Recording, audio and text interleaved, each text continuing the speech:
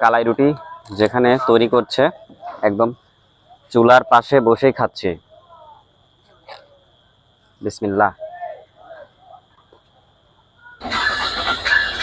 ঢাকা থেকে ছেড়ে আসা সিল্ক সিটি এক্সপ্রেস ট্রেনটি এই মুহূর্তে প্রবেশ করলো আব্দুলপুর রেলওয়ে জংশন স্টেশনের 3 নম্বর প্ল্যাটফর্মে।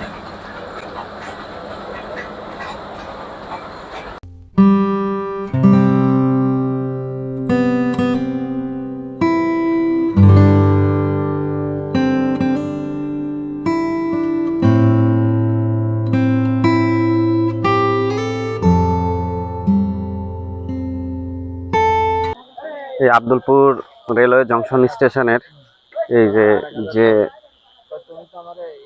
ব্যানারটা আছে, ব্যানারের এই পাশেই এখানে মূলত পাওয়া যায় সেই রাজশাহীর বিখ্যাত কালাই রুটি।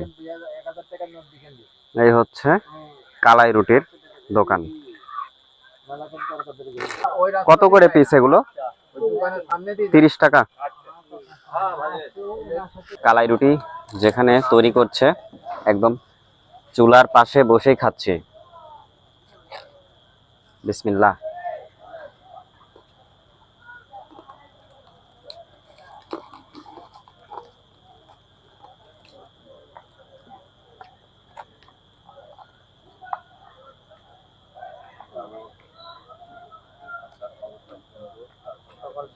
এটা মূলত হচ্ছে ঝাল, বেগুন ভর্তা, মরিচ ভর্তা আছে এখানে, আর পেঁয়াজও আছে, পেঁয়াজ।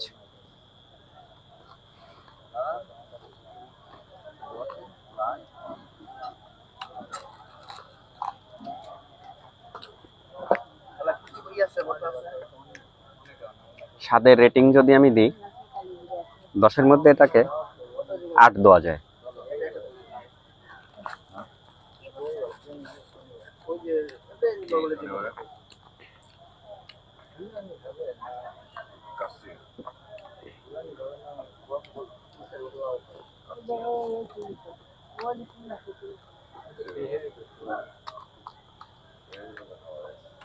আর এই কালাই রুটি খেয়ে যাব হচ্ছে আব্দুলপুরের বিখ্যাত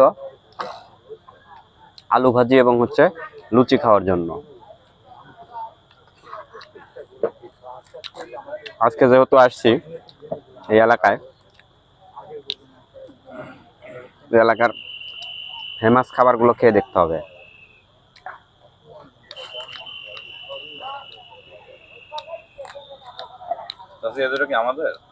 আমার কাছে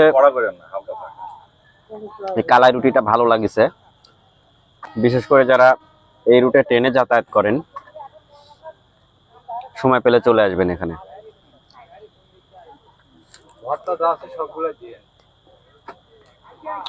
ভাই আপনারা কোথা থেকে আসছেন? এখানকার স্থানীয়? না ভাই, আমরা একটু দূরে, মানে স্থানীয় বলতে গেলে পাশের গ্রাম। পাশের গ্রাম। প্রায় সময় তো আসেন মনে হয় এখানে? আসি মাঝে মধ্যে। মাঝে মধ্যে আসেন না? না, আমি খাইলাম তো, ভালো স্বাদ আছে। এখানে মূলত স্টেশন তো, অনেক প্যাসেঞ্জার যারা ট্রেন থেকে নামে তারাই খায়।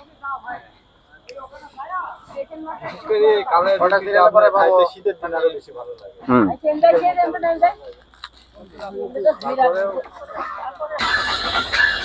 ঢাকা থেকে ছেড়ে আসা সিল্ক সিটি এক্সপ্রেস ট্রেনটি এই মুহূর্তে প্রবেশ করলো আব্দুলপুর রেলওয়ে জংশন স্টেশনের 3 নম্বর প্ল্যাটফর্মে।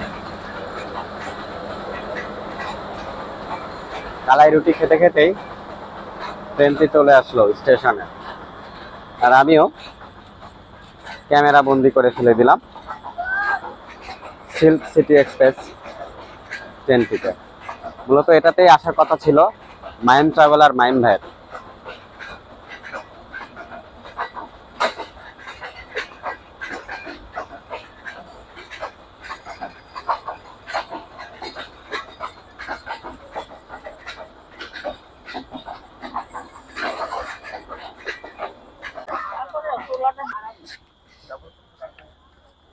উপরে রাখা আপনি নিজে হাতেন কেন?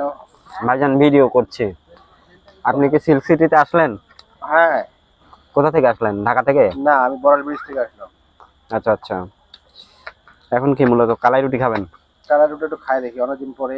এই কাকি হচ্ছে মাঝে মাঝে মিস করে, তাই না? মানে তার দোকান বন্ধ থাকে। ওই যে বলতে বলতে এক ভাই আসছে, ওই যে ভিডিও শুরুতেই বললাম যে এখানকার কাস্টমার মূলত ট্রেনে যারা যাতায়াত করে তারাই, স্থানীয়রা খুব কমই আসে। স্থানীয়রা খুব কম আছে। চাচি তাই? নামতে পারে না, ধরো তাড়াতাড়ি অত ট্রেনে তো যাত্রা বিরতি 2-3 মিনিট করে দেয়, 2 মিনিট দেয়, অতটুকু সময়ের মধ্যে তো সম্ভব হয় না। যারা এখানে ট্রেন থেকে নেমে যায় তারাই খেতে পারে। একটা দুটি লিখ জানাই লিখ সমস্যা নেই। আচ্ছা আচ্ছা। যত করা পারেন। তারপর ট্রেনের যাত্রী কম থাকে। আচ্ছা আচ্ছা। বাংলা বান্ধার পরে তো শেষ, আর কোনো আর দোকান চলে না মনে হয় না। না, তিতুমিরের পরে বাংলা, বাংলার পরে শেষ।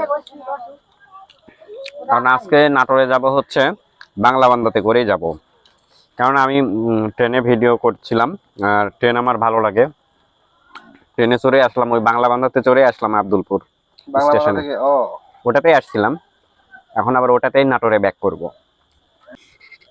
লুচিটা এখানকার খুব জনপ্রিয় খাবার, মানুষ খাইতে দূর দূরান্ত থেকে আসে। কিন্তু মূলত যে তেলটা আছে, এই তেলটা নিয়ে আমার একটা সন্দেহ আছে। তেলটা যদি নিয়মিত পরিষ্কার বা সয়াবিন তেল হয়, গ্রেডের তেল হয়, তাহলে মানুষের খাওয়ার পরে কোনো রিয়াকশন আসতো না। এখানকার লুচি অবশ্যই, কালাই রুটি এবং লুচি অবশ্যই একটা জনপ্রিয় খাবার। রাজশাহী থেকে, সিরাজগঞ্জ থেকে মানুষ খাইতে আসে। আব্দুলপুর মূলত ওই দুইটা জিনিসের জন্যই মানুষ মানে আসে, জনপ্রিয়।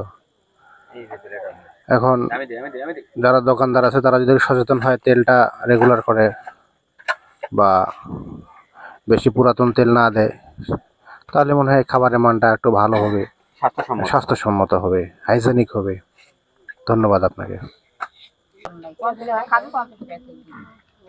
তো এই ছিল হচ্ছে আমার আজকের একটা আব্দুলপুরের সেই বিখ্যাত এবং ভাইরালও বলা যায়, কেননা একটি মাত্রই দোকান, আর তো দ্বিতীয় কোনো দোকান নেই। দোকান ছিল, ওই পাশে ছিল একটা, সামনে আরেকটা। এখন বর্তমানে একটাই। বর্তমানে একটাই।